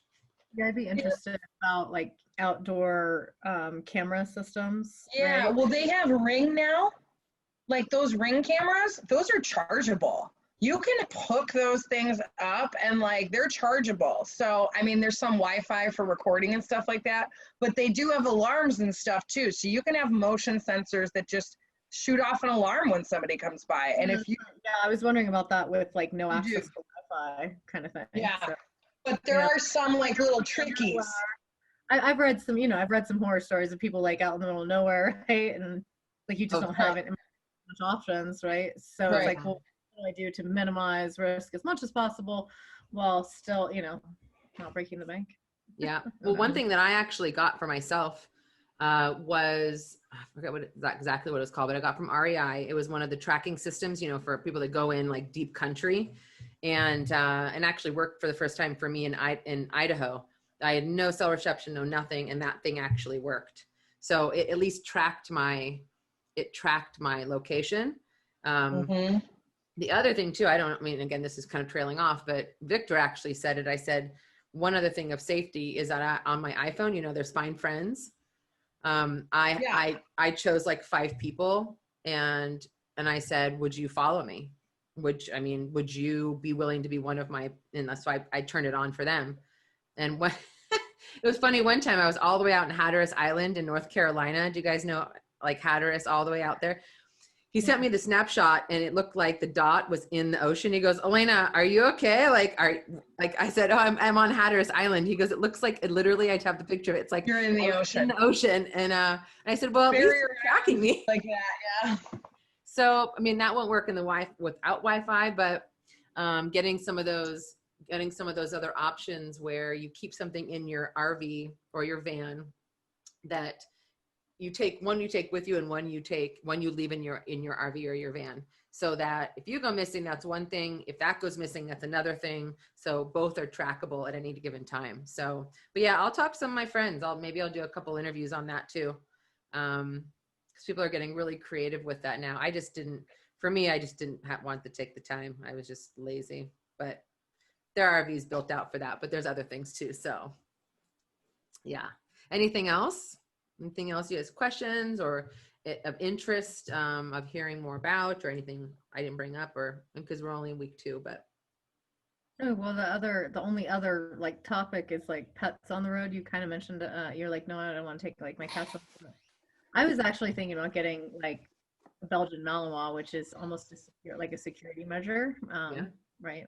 Yeah. But then it's, what do I do if like I need to leave them in the van? Is there how do I do that? So yeah. Just those kinds of issues and what I would need to be thinking about.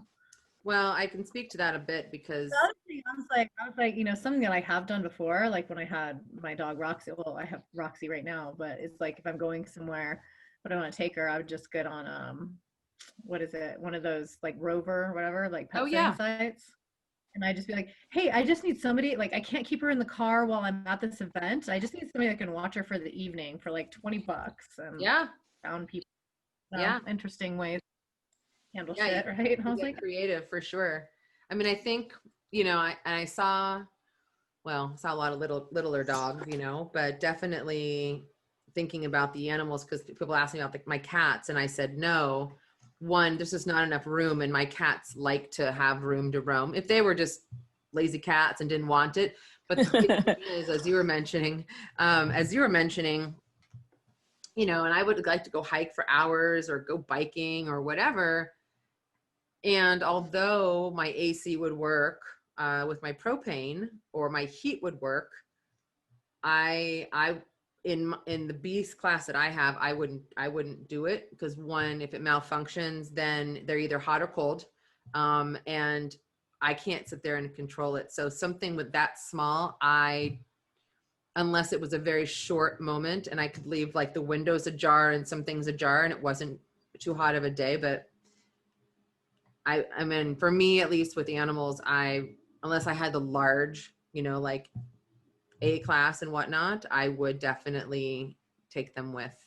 I wouldn't feel comfortable really leaving them in there unless they had, the Goliath of a house on wheels. That's a hard part. I know it's a hard part. It's a harder one for sure. So, but yeah, I can even interview some other people who maybe have smaller ones, but I think the majority of my friends, they're pretty athletic too. So they just take their dog, they figure out where they can and can't go, and they just don't go where the dogs can't go. Or that's a great point, call up a Rover or something for the day. So anything else?